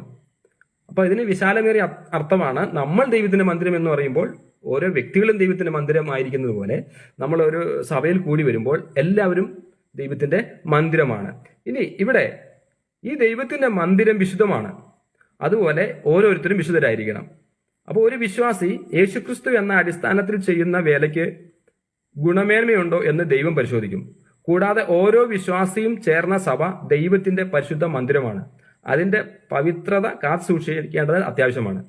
ഇനി ഈ ദൈവസഭയിലുള്ള ദൈവമക്കൾ ആരെങ്കിലും ഏതെങ്കിലും രീതിയിൽ സഭയ്ക്കെതിരെ അല്ലെങ്കിൽ ദൈവസഭയ്ക്കെതിരെ അല്ലെങ്കിൽ ഒരു സഹോദരനെതിരെ ദൈവഹിതമല്ലാതെ എന്തെങ്കിലും ചെയ്താൽ ദൈവം അവനെ നശിപ്പിക്കും എന്ന് തന്നെയാണ് ഈ വാക്യത്തിന്റെ അർത്ഥം എന്നുകൂടെ നാം ചിന്തിക്കേണ്ടതായിട്ടുണ്ട്. നമ്മൾ 4-ാമത്തെ ആശയത്തിലേക്ക് വരാം. 4-ാമത്തെ ആശയം തിങ്ക് വിൻ വിൻ എന്നുള്ളതാണ്. അതിൻ്റെ അർത്ഥം പറയുന്നത് ഞാനും ജയിക്കണം, നീയും ജയിക്കണം. ഈ ലോകപ്രകാരം മനുഷ്യരെല്ലാം എങ്ങനെയാണ്? സ്വാർത്ഥരായതുകൊണ്ടാണ്, സ്വസ്നേഹികളായതുകൊണ്ട് ഞാൻ ജയിച്ചാൽ മതി. ഇപ്പം നമുക്കിവിടെ പഞ്ചായത്ത് ഇലക്ഷൻ വരാൻ വേണ്ടി പോവുക. അപ്പോൾ എല്ലാ സ്ഥാനാർത്ഥികളും പറയും ഞങ്ങളുടെ പാർട്ടി അല്ലെങ്കിൽ ഞാനാണ് ജയിക്കേണ്ടത്. അപ്പോൾ അവിടെ ആ മത്സരമാണ്. കാരണം മത്സരത്തിൽ അങ്ങനെയാണ് പറയാൻ പറ്റും. പക്ഷേ നമ്മുടെ മത്സരം എന്ന് പറഞ്ഞിട്ടുണ്ടെങ്കിൽ അതുപോലെയുള്ള മത്സരമല്ല, ആത്മീയ മത്സരമാണ്. അപ്പോൾ നമ്മുടെ ആത്മീയ ഗോളത്തിലാണ് അനവധി വിശ്വാസികളുണ്ട്. എല്ലാവരും ഓട്ടക്കളത്തിൽ ഓടുന്നത് പോലെയാണ്. എന്നാൽ എല്ലാവരും ജയം പ്രാപിക്കത്തില്ല, ഒരുവൻ മാത്രമേ ജയം പ്രാപിക്കുകയുള്ളൂ എന്നൊക്കെ തിരുവെഴുത്ത് പറയുന്നുണ്ട്. പക്ഷേ നമ്മൾ ഇവിടെ തിങ്ക് വിൻ വിൻ എന്ന് പറയുമ്പോൾ ഞാനും ജയിക്കണം, നീയും ജയിക്കണം. എല്ലാ ബന്ധങ്ങളിലും തീരുമാനങ്ങളിലും പരസ്പര വിജയം ലക്ഷ്യമിടുക. ആർക്കും നഷ്ടമില്ലാത്തതും എല്ലാവർക്കും നേട്ടമുള്ളതുമായ സാഹചര്യങ്ങൾ സൃഷ്ടിക്കുക. അപ്പോൾ നമ്മളൊരു പ്രായോഗിക ഉദാഹരണം പറയുകയാണെങ്കിൽ, ഭൗമികമായ ഒരു ഉദാഹരണം പറയുകയാണെങ്കിൽ, ഒരു കച്ചവടക്കാരൻ അദ്ദേഹം വിൽപ്പന ചെയ്യുമ്പോൾ, എന്തെങ്കിലും ഒരു അദ്ദേഹത്തിൻ്റെ പ്രോഡക്റ്റ് വിൽപ്പന ചെയ്യുമ്പോൾ എനിക്ക് എത്ര ലാഭം കിട്ടും എന്ന് മാത്രം ചിന്തിക്കാതെ ഉപഭോക്താവിന് അവരുടെ പണത്തിന് ഏറ്റവും മികച്ച മൂല്യം എങ്ങനെ നൽകാൻ കഴിയും എന്ന് ചിന്തിക്കുക. ഒരു ബിസിനസ്സുകാരനാണെങ്കിൽ അവർ ചിന്തിക്കേണ്ടത് എന്താണ്? ഇതെങ്ങനെയെങ്കിലും എൻ്റെ സാധനങ്ങൾ വിറ്റഴിച്ച് എനിക്ക് പൈസക്കാരനാകാമെന്നല്ല, ഞാൻ കൊടുക്കുന്ന പ്രൊഡക്റ്റിന് തക്കതായ മൂല്യം ഉണ്ടാകണം എന്നുള്ള ഒരു കാര്യം ചെയ്യുമ്പോഴാണ് വിൻ വിൻ എന്ന് പറയുന്നത്. അപ്പോൾ ഈ കച്ചവടക്കാരനും ഇത് മേടിക്കുന്ന ആൾക്കും രണ്ടുപേർക്കും അവിടെ ലാഭം ഉണ്ടാകുകയാണ്. ഫിലിപ്പ് ലേഖനം 2-ാം അധ്യായത്തിൽ അതിൻ്റെ 2 മുതലുള്ള വാക്യങ്ങൾ, ഓരോരുത്തൻ സ്വന്തം ഗുണമല്ല മറ്റുള്ളവന്റെ ഗുണവും കൂടെ നോക്കണം, ക്രിസ്തുവേശുവിലുള്ള ഭാവം തന്നെ നിങ്ങളിലും ഉണ്ടായിരിക്കട്ടെ. അപ്പം ഇതാണ് വിൻ വിൻ. അങ്ങനെ വീണ്ടും നമ്മൾ മത്തായി സുവിശേഷം 7-ാം അധ്യായത്തിന്റെ 12-ാം വാക്യത്തിലേക്ക് വരുമ്പോൾ, മത്തായി സുവിശേഷം 7-ാം അധ്യായം 12-ാം വാക്യത്തിൽ മറ്റുള്ളവർ നിങ്ങൾക്ക് ചെയ്തു തരണം എന്ന് നിങ്ങൾ ആഗ്രഹിക്കുന്നതെല്ലാം നിങ്ങൾ അവർക്ക് ചെയ്യുക, ഇതാണ് നിയമവും പ്രവാചകന്മാരും. ഈ വാക്യത്തിന് ഒരു പ്രത്യേകതയുണ്ട്. ഇത് ഗോൾഡൻ റൂളാണ്, സുവർണ നിയമമാണ്. അതായത് മറ്റുള്ളവർ നിങ്ങൾക്ക് ചെയ്തു തരണം. അപ്പോൾ 2 കൂട്ടരുടെയും നന്മ ഇവിടെ നമ്മൾ കാണുകയാണ്. നമ്മൾ ഇനി അടുത്ത 5-ാമത്തെ ആശയത്തിലേക്ക് വരുമ്പോൾ ഇത് പറയുന്നത് seek first to understand then to be understood. അതായത് ആദ്യം നമ്മൾ കാര്യങ്ങൾ മനസ്സിലാക്കുക, അതിനുശേഷം അത് മറ്റുള്ളവർക്ക് മനസ്സിലാക്കി കൊടുക്കുക. അങ്ങനെ മറ്റുള്ള ഒരാളുമായി സംസാരിക്കുമ്പോൾ മറുപടി പറയാൻ വേണ്ടി മാത്രം കേൾക്കാതെ അവരെ സഹാനുഭൂതിയോടെ മനസ്സിലാക്കാൻ ശ്രമിക്കുക. ഇപ്പം ഞാനൊരു ഉദാഹരണം പറയുകയാണെങ്കിൽ, ഞാനൊരു ഹോട്ടലിൽ ഞാൻ ഒരു ചായ കുടിക്കാൻ വേണ്ടി പോയി. അങ്ങനെ ചായ കുടിക്കാൻ വേണ്ടി ഹോട്ടലിൽ പോയപ്പം അവർ ചായ കൊണ്ട് തന്നു. ചായ ഭയങ്കര ചൂടായിരുന്നു. അപ്പോൾ ഞാൻ പറഞ്ഞു എനിക്കൊരു ഗ്ലാസ് വേണം, എനിക്കൊരു ഗ്ലാസ് കൂടി തരാമോ എന്ന് ഞാൻ ചോദിച്ചു. ഒരു ലേഡി ആയിരുന്നു അവിടെ ആ ഹോട്ടലുണ്ടായിരുന്നു. അപ്പോൾ ആ ലേഡി എനിക്ക് ഒരു ഗ്ലാസ് നിറയെ വെള്ളം, ചൂടുവെള്ളം കൊണ്ടു തന്നു. അപ്പം ഞാൻ ചോദിച്ചു എനിക്ക് കാലി ഗ്ലാസ്സാണ്. പക്ഷെ ഞാൻ പറയുന്നതിൽ ചെറിയൊരു തെറ്റ് പറ്റിപ്പോയി. കാലി ഗ്ലാസ് എന്ന് പറയേണ്ടിയിരുന്നു, പക്ഷെ ഞാൻ ഗ്ലാസ് എന്നേ പറഞ്ഞുള്ളൂ. പക്ഷെ അവർ വിചാരിച്ചത് വേറെ, ഞാൻ ഉദ്ദേശിച്ചത് വേറെ, അവർ വിചാരിച്ചത് വേറെ. അപ്പം ഞാൻ പിന്നീടും പറഞ്ഞു എനിക്ക് ഇത് ചൂടായിട്ട് ഒന്ന് തണുപ്പിക്കാൻ വേണ്ടിയാണെന്ന് പറഞ്ഞപ്പോൾ അവർ വീണ്ടും ഒരു കാലി ഗ്ലാസ് കൊണ്ട് തരുവാനിടയായി. അപ്പോൾ പലപ്പോഴും നമുക്ക് സംഭവിക്കുന്നത് എന്താണെന്ന് ചോദിച്ചാൽ, നമ്മുടെ ആ സംഭാഷണത്തിൽ പലപ്പോഴും ആശയങ്ങൾ വ്യക്തമാകാതെ വരും. അങ്ങനെ വന്നു കഴിയുമ്പോഴത്തേനാണ് ചില പ്രതിസന്ധികൾ നമുക്കുണ്ടാകുക. യാക്കോബ് 1:19 എൻ്റെ പ്രിയ സഹോദരന്മാരെ, നിങ്ങൾ ഇതറിയുക, എല്ലാവരും കേൾക്കാൻ വേഗതയുള്ളവരും സംസാരിപ്പാൻ താമസമുള്ളവരും കോപിപ്പാൻ താമസമുള്ളവരും ആയിരിക്കണം. അപ്പോൾ ഇവിടെ ആശയവിനിമയത്തിൽ കേൾക്കുന്നതിന് പ്രഥമ സ്ഥാനം നൽകേണ്ടതിൻ്റെ പ്രാധാന്യത്തെക്കുറിച്ച് ഈ തിരുവെഴുത്ത് നമ്മെ ഓർമ്മപ്പെടുത്തുന്നു. വീണ്ടും സദൃശവാക്യങ്ങൾ 18:13 ഒരു കാര്യം കേൾക്കുന്നതിന് മുമ്പേ മറുപടി പറയുന്നവന് അത് മൗഢ്യവും ലജ്ജയുമായി തീരും. അപ്പം എന്താ ഇതിൻ്റെ അർത്ഥം? മറ്റൊരാളെ പൂർണ്ണമായി മനസ്സിലാക്കാൻ ശ്രമിക്കാതെ പ്രതികരിക്കുന്നതിനെതിരെ നമുക്ക് ഈ വാക്യം മുന്നറിയിപ്പ് നൽകുകയാണ്. അപ്പോൾ ശരിയായ രീതിയിൽ കാര്യങ്ങൾ ഗ്രഹിക്കാതെ പ്രവർത്തിച്ചതുകൊണ്ട് ദൈവ മനുഷ്യരായിരുന്ന പലരും അവർ പ്രശ്നത്തിലകപ്പെട്ടു. ചിലർ കൃപയിൽ നിന്ന് വീണുപോയി, ചിലർ പാവം ചെയ്യാൻ ഇടയായി. അതിനെല്ലാം കാരണം എന്താണ്? അവര് അവരുടെ കേൾവിയിൽ അല്ലെങ്കിൽ അവരുടെ ചിന്താഗതിയിൽ എന്തൊക്കെയോ തെറ്റുപറ്റിപ്പോയി. അപ്പോൾ നമ്മൾ ഒന്നാമത് ശൗലിനെ എടുത്തു കഴിഞ്ഞാൽ, അപ്പോൾ ശൗല് ഇസ്രായേലിലെ ഒന്നാമത്തെ രാജാവാണ്, ബെന്യാമിൻ ഗോത്രക്കാരനാണ്, നല്ല പൊക്കവും ഉയരവും നല്ല സൗന്ദര്യവാനും എല്ലാമായിരുന്നു. എന്നാൽ സംഭവിച്ചത് എന്താണ്? അന്നത്തെ ശമൂവേൽ പ്രവാചകൻ പറഞ്ഞു, അമലേക്യരുമായിട്ടുള്ള യുദ്ധത്തിന് പോകുമ്പോൾ ശത്രുക്കളെ മുഴുവനായിട്ട് നശിപ്പിക്കണം, അവരുടെ മൃഗങ്ങളെ എല്ലാം നശിപ്പിക്കണം, മൃഗസമ്പത്ത് ഒന്നും എടുത്തുകൊണ്ട് വരരുത് എന്നൊക്കെ വളരെ വ്യക്തമായി ദൈവകൽപ്പന ഉണ്ടായിരുന്നു. എന്നാൽ എന്താ സംഭവിച്ചത്? ശൗല് കുറച്ച് കാളകളെയും ആടുകളെയും ഒക്കെ അതിന് യഹോവയ്ക്ക് ബലി കഴിക്കണം, അല്ലെങ്കിൽ യഹോവയ്ക്ക് യാഗം അർപ്പിക്കണം എന്നുള്ള നല്ല ഉദ്ദേശത്തോടു കൂടിയാണ്. ഉദ്ദേശം നല്ലതായിരുന്നു, ഉദ്ദേശശുദ്ധിയെല്ലാം ഉണ്ട്, പക്ഷെ അത് ദൈവികതമല്ലായിരുന്നു. അങ്ങനെ പ്രവാചകൻ പറഞ്ഞ ഒരു കാര്യം ഇതാണ്: ബലിയേക്കാൾ ശ്രേഷ്ഠം അനുസരണം. ഇത് 1 ശമൂവേൽ 15:23 നമ്മൾ വായിക്കുന്നുണ്ട്. 1 ശമൂവേൽ 15:23 മത്സരം ആഭിചാരം പോലെയും ഷാഢ്യവും മിഥ്യാപൂജയും വിഗ്രഹാരാധനയും പോലെയും ആകുന്നു. നീ യഹോവയുടെ വചനത്തെ തള്ളിക്കളഞ്ഞതുകൊണ്ട് അവൻ നിന്നെയും രാജസ്ഥാനത്ത് നിന്ന് തള്ളിക്കളഞ്ഞിരിക്കുന്നു. അപ്പോൾ രാജാവായി നീണാൾ വാഴട്ടെ, നമ്മൾ പറയും രാജാവ് നീണാൾ വാഴണു എങ്കിലും ദൈവം തള്ളിക്കളയാണ് ഉണ്ടായത്. ചെറിയൊരു തെറ്റ് പറ്റിയതേ ഉള്ളൂ, മാനസാന്തരപ്പെട്ടു. ശരിയാണ്, എനിക്ക് തെറ്റുപറ്റിപ്പോയി എന്നൊക്കെ പറഞ്ഞു, പക്ഷെ അത് യഥാർത്ഥ മാനസാന്തരമായിരുന്നില്ല. പിന്നീട് ശൗലിന് എന്ത് ചെയ്തു? ശൗലിന്റെ മനനില തെറ്റി. ശൗല് ഒരു പീഡകനായി മാറുകയാണ്. ദാവീദിനെ കൊല്ലുവാൻ പല പ്രാവശ്യം പറഞ്ഞു. അങ്ങനെ അവസാനം ആത്മഹത്യ ചെയ്യേണ്ട ഒരു മാനസികാവസ്ഥയിലേക്ക് ശൗല് വരുവാനുണ്ടായ സാഹചര്യം കേൾവിയിൽ പറ്റിയ ഒരു തകരാറായിരിക്കാം, അല്ലെങ്കിൽ ചിന്തയിൽ പറ്റിയ തകരാറായിരിക്കാം. എന്തായിരുന്നാലും ശ്രദ്ധയോടെ കാര്യങ്ങൾ ചെയ്യാത്തത് കൊണ്ട് ജീവൻ തന്നെ നഷ്ടപ്പെട്ട ശൗലിനെയാണ് നമ്മളിവിടെ കാണുന്നത്. വീണ്ടും നമുക്ക് ആദമും ഹവ്വയും അവര് പറുദീസയില് നിഷ്പാപയുഗം എന്ന് പറയുന്ന യുഗം, പാപം ചെയ്യുന്നവരെയുള്ള കാലഘട്ടമുണ്ട്. അവർ പാപം ചെയ്യാതെ, എന്നാൽ പാമ്പ് വരികയും പാമ്പ് ദൈവത്തിന്റെ വാക്കുകളെ വളച്ചൊടിച്ചു. നിങ്ങൾ മരിക്കുകയില്ല, അത് തിന്നുന്ന നാളിൽ നിങ്ങളുടെ കണ്ണുകൾ തുറക്കും. ഉൽപ്പത്തി 3-ാമത്തെ 4-5 വാക്യങ്ങളിലൊക്കെ വായിക്കുമ്പോൾ പാമ്പിന്റെ വാചാലത നമ്മളവിടെ കാണുകയാണ്, പാമ്പിന്റെ പ്രലോഭനം നമ്മളവിടെ കാണുകയാണ്. പക്ഷെ അവരെന്ത് ചെയ്തു? പ്രലോഭനത്തിൽ പെട്ടുപോയി. നമ്മളും അങ്ങനെയാ, പല മനുഷ്യരും നമ്മളെ പലതും പറഞ്ഞ് പ്രലോഭിപ്പിക്കും. പല പോളിസികൾ, അത് പലവിധമായ കെണികളുണ്ട് ഈ ലോകത്തിൽ. പക്ഷെ ഇത് ചില ആളുകൾക്ക് പറയുമ്പോൾ നമ്മൾ സത്യമാണെന്ന് വിചാരിക്കും, പക്ഷെ പിന്നീട് മനസ്സിലാകുന്നത് നമ്മുടെ കാശും പോയി, നമുക്കത് വഞ്ചനയായി തീരുവാൻ ഉള്ള സാഹചര്യങ്ങൾ പലരിൽ നിന്നും നമ്മൾ കേൾക്കുന്നുണ്ട്. അങ്ങനെ ഇവിടെ എന്തായിരുന്നു അതിന്റെ പ്രതിസന്ധി? അപ്പോൾ ദൈവത്തിന്റെ യഥാർത്ഥ വാക്കുകളിലും ഉദ്ദേശത്തിലും വിശ്വസിക്കാതെ പാമ്പിന്റെ വാക്കുകൾ കേട്ട് വിശ്വസിച്ചു പ്രവർത്തിച്ചു. ദൈവത്തെ വിശ്വസിക്കുന്നതിന് പകരം പാമ്പിനെയാണ് അതാണ് അവർക്ക് കൂടുതൽ ശരിയെന്ന് തോന്നിയത്. അതിന്റെ ഫലം എന്തായി മാറി? പാപം ലോകത്തിലേക്ക് കടന്നു വന്നു. മനുഷ്യർക്ക് ഏദൻ തോട്ടത്തിലെ ആ സമാധാനം നഷ്ടപ്പെട്ടു. അപ്പോൾ അങ്ങനെ അവര് ഏദൻ പർദീസയിൽ നിന്ന് തന്നെ പുറത്താക്കപ്പെട്ടു. മോശയുടെ അനുസരണക്കേട്. അപ്പോൾ മോശയുടെ നമുക്കറിയാം, ഒന്നാമത്തെ ഇടയൻ എന്ന് പറയാവുന്ന മോശ. അപ്പോൾ ഇസ്രായേൽ മക്കൾക്ക് കുടിപ്പാൻ വെള്ളമില്ലാതെ വന്നപ്പോൾ പാറയോട് സംസാരിക്കാൻ ദൈവം മോശയോട് കൽപ്പിച്ചു. പാറയെ അടിക്കാൻ മുമ്പൊരു പ്രാവശ്യം കർത്താവ് പറഞ്ഞിരുന്നു, എന്നാൽ അപ്രാവശ്യം പറഞ്ഞത് പാറയോട് സംസാരിക്കാനാണ്. എന്നാൽ മോശയ്ക്ക് എന്ത് ചെയ്തു? കോപം നിമിത്തം മോശ ദൈവത്തിന്റെ കൽപ്പന ശരിയായി കേൾക്കുകയോ മനസ്സിലാക്കുകയോ ചെയ്യാതെ പാറയെ 2 പ്രാവശ്യം വടി കൊണ്ടടിച്ചു. എന്തായിരുന്നു പ്രതിസന്ധി? ദൈവത്തെ മഹത്വപ്പെടുത്തുന്ന എന്നതിനേക്കാൾ സ്വന്തം കോപം പ്രകടിപ്പിക്കുകയും ദൈവത്തിന്റെ അധികാരം ചോദ്യം ചെയ്യപ്പെടുകയും ചെയ്തു.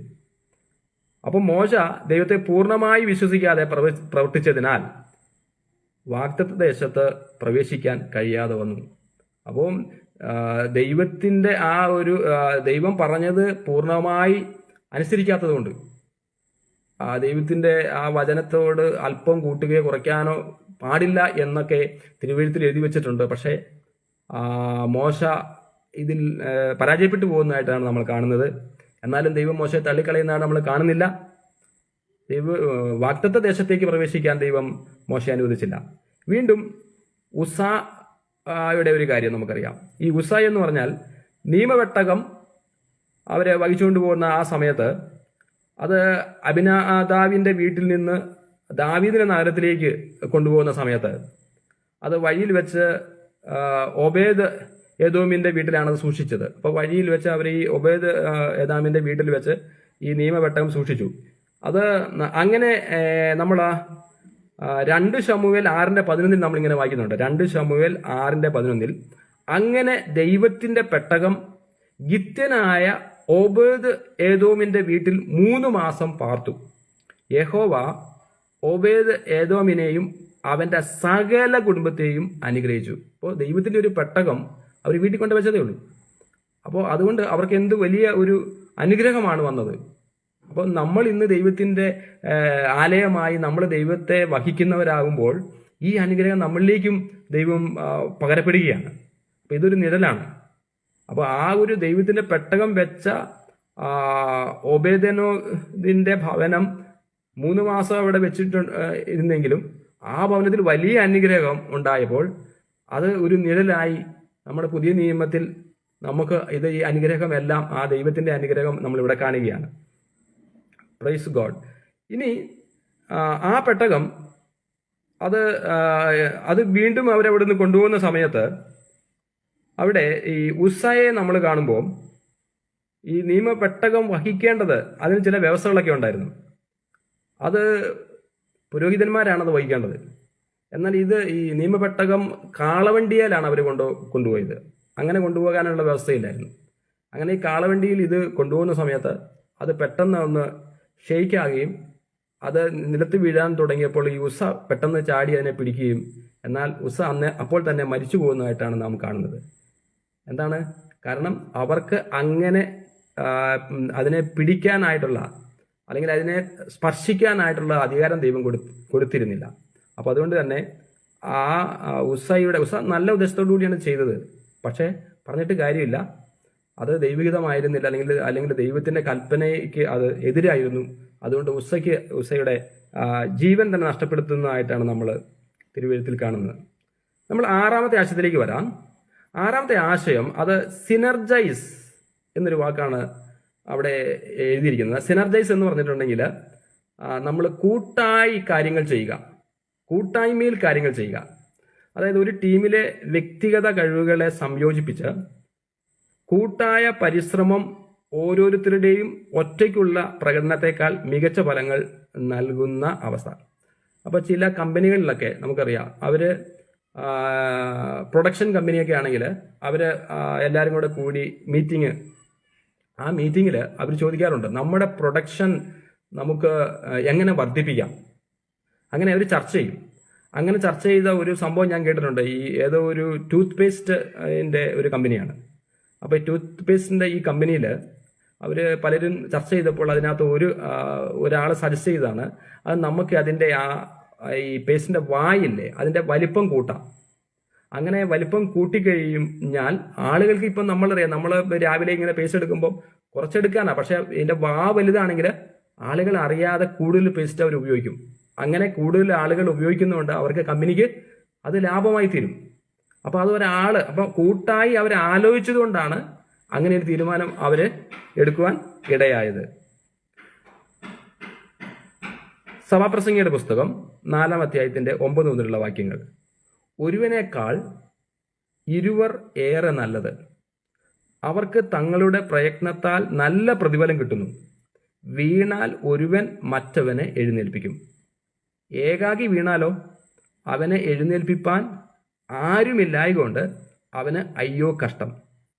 2 പേർ ഒന്നിച്ചു കിടന്നാൽ അവർക്ക് കുളിർ മാറും. ഒരുത്തൻ തന്നെ ആയാലോ എങ്ങനെ കുളിർ മാറും. അപ്പൊ ഇവിടെ നമ്മൾ മനസ്സിലാക്കേണ്ട കാര്യം ഇതാണ്, ഒരുമിച്ചുള്ള പ്രവർത്തനം, അതായത് സിനർജൈസ് ചെയ്യുന്നത് വഴി വ്യക്തിഗതമായതിനേക്കാൾ വലിയ നേട്ടങ്ങൾ ഇത് നൽകുന്നു. ഇപ്പം നമ്മുടെ സഭകളിലേക്ക് വരാം. അപ്പം നമ്മുടെ ദൈവസഭ എന്ന് പറയുന്ന നമ്മുടെ കൂട്ടായ്മയിലേക്ക് വരുമ്പോൾ അവിടെ പാസ്റ്റർ എന്ന് പറയുന്ന ഒരു ശുശ്രൂഷകൻ, പാസ്റ്റർ എന്ന് പറയുന്ന ശുശ്രൂഷകനുണ്ട്. അപ്പോൾ നമ്മൾക്ക് ഇന്ന് ആലോചിച്ചു, നമ്മുടെയൊക്കെ സഭകളിൽ എങ്ങനെയാണ്? ചില സഭകളിൽ പാസ്റ്റർമാർ തന്നെ എല്ലാ കാര്യങ്ങളും ഡൊമിനേറ്റ് ചെയ്യും. അതായത് പാസ്റ്റർ തന്നെ ആദ്യം മുതലേ പാസ്റ്റർ പ്രാർത്ഥിച്ച്, പിന്നെ പാസ്റ്റർ തന്നെ പാട്ടുകൾ ലീഡ് ചെയ്യും, അല്ലെങ്കിൽ പാസ്റ്റർ തന്നെ എല്ലാ കാര്യവും പാസ്റ്റർ തന്നെയാണ്, പാസ്റ്റർ സെൻറ്റേർഡാണ്. അപ്പോൾ അങ്ങനെ ചെയ്യുന്നത് അതോ ചില സഭകളിൽ ആളുകൾ തീരെ കുറവാണെങ്കിൽ മറ്റാളുകൾക്കൊന്നും ചെയ്യാൻ കഴിയാത്തൊരു സാഹചര്യമാണെങ്കിൽ അതൊക്കെ ശരിയാണ്. പക്ഷേ ചില കൂട്ടായ്മകളിൽ മറ്റുള്ളവർക്കൊക്കെല്ലാം ചെയ്യാൻ കഴിയാവുന്ന ഒരു സാഹചര്യം ഉണ്ടായിട്ട് പാസ്റ്റർ തന്നെ ഒന്നും വിട്ടുകൊടുക്കാതിരിക്കുന്ന ചില സാഹചര്യങ്ങളൊക്കെ ഉണ്ടാകും. അപ്പോൾ അങ്ങനെയുള്ളവരൊക്കെ ഈ കാര്യം പഠിക്കേണ്ടതാണ്. കാരണം പാട്ട് പാടാനായിട്ട് കൃപ ലഭിച്ചവരെ ഒരു കൂട്ടം അവർ പാട്ട് ലീഡ് ചെയ്യുന്നു, അല്ലെങ്കിൽ ഒരു ചെറിയ പ്രബോധനം കൊടുക്കാനായിട്ട് ഒരു ദിവസം ഒരു സഹോദരൻ, അതുപോലെ സാക്ഷ്യം പറയുന്നത് എല്ലാവരും കൂടെ സാക്ഷ്യം പറയുന്നു. അപ്പോൾ അതൊക്കെ കൂട്ടായ പ്രവർത്തനമാണ്. അതായത് ഇപ്പം ഈ ലൈവ് ചെയ്യുമ്പോൾ തന്നെ എൻ്റെ ചർച്ചിലുള്ള പലരും ഉണ്ട്. എൻ്റെ ചർച്ചിലുള്ള പലരും ഈ കൂട്ടായ്മയ്ക്കൊന്നും വരാറില്ല, അല്ലെങ്കിൽ ഇത് ശരിക്കൊരു പരസ്യ ശുശ്രൂഷ പോലെ തന്നെയാണ്. അപ്പോൾ അവർ കൂട്ടായ്മ കാണിക്കുവാണെങ്കിൽ എന്താണ് ചെയ്യേണ്ടത്? കഴിയുന്നത്ര എല്ലാവർക്കും ഇങ്ങനെയൊരു എൻ്റെ പാസ്റ്ററാണല്ലോ, അദ്ദേഹം ഇങ്ങനെയൊരു ശുശ്രൂഷ ചെയ്യുന്നുണ്ട് എന്ന് പറഞ്ഞാൽ അദ്ദേഹത്തിന് ഒരു സപ്പോർട്ട് കൊടുത്തുകൊണ്ട് ആ ശുശ്രൂഷയിൽ കൂടി വരിക. അപ്പോൾ അത് ഇതുമായിട്ട് ബന്ധപ്പെട്ട ഒരു കാര്യമാണ്. അത് ഈ സിനർജൈസ് ആണ്. അപ്പോൾ നമ്മുടെ ഒരു ശുശ്രൂഷ പാസ്റ്റർ മാത്രം ചെയ്യാതെ വിശ്വാസികൾ എല്ലാവരും കൂടെ കൂടി അത് ചെയ്യുമ്പോൾ അത് വളരെ അനുഗ്രഹിക്കപ്പെടും. ദൈവനാമത്തിന് മാത്രം ഉണ്ടാകട്ടെ. ഇനി നമ്മൾ അടുത്ത ആശയത്തിലേക്ക് വരുമ്പോൾ ഏഴാമത്തെ ആശയമാണ്. ഏഴാമത്തെ ആശയം അത് നമ്മൾ ഷാർപ്പൻ ദ സോഡ് എന്നാണത്. ഷാർപ്പൻ ദ സോ, ഇംഗ്ലീഷിൽ ഷാർപ്പൻ ദ സോ എന്ന് പറഞ്ഞാൽ മലയാളത്തിൽ അറക്കവാൾ മൂർച്ച കൂട്ടുക.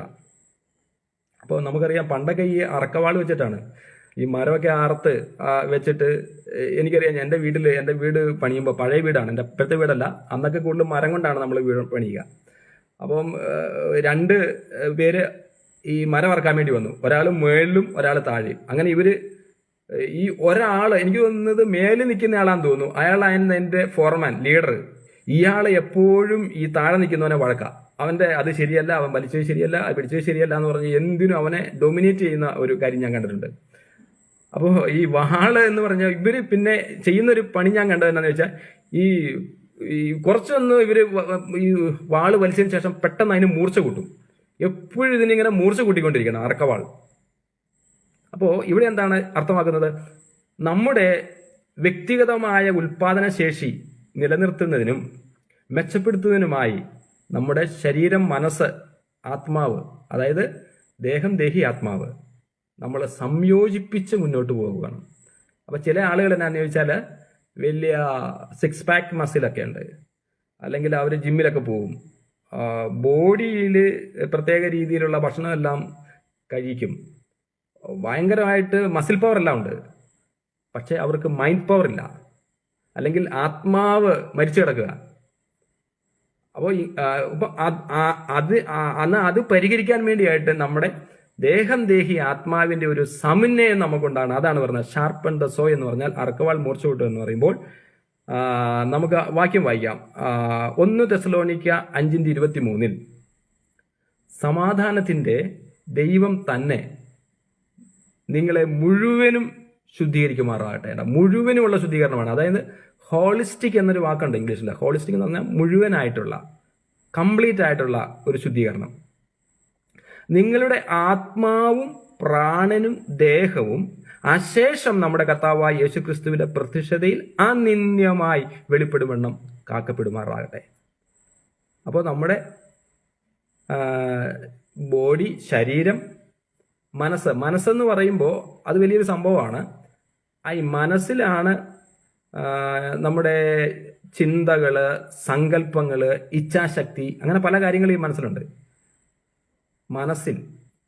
അപ്പോൾ ആ മനസ്സിന്റെ ഒരു സ്ഥിരതയാണ് നമ്മുടെ ആത്മീയ ജീവിതത്തിലെ ഏറ്റവും പ്രധാനമായ ഒരു കാര്യം. മനസ്സിന്റെ സ്ഥിരതയില്ലാതെ പോയി കഴിഞ്ഞാൽ വലിയ വിഷയമാണ്.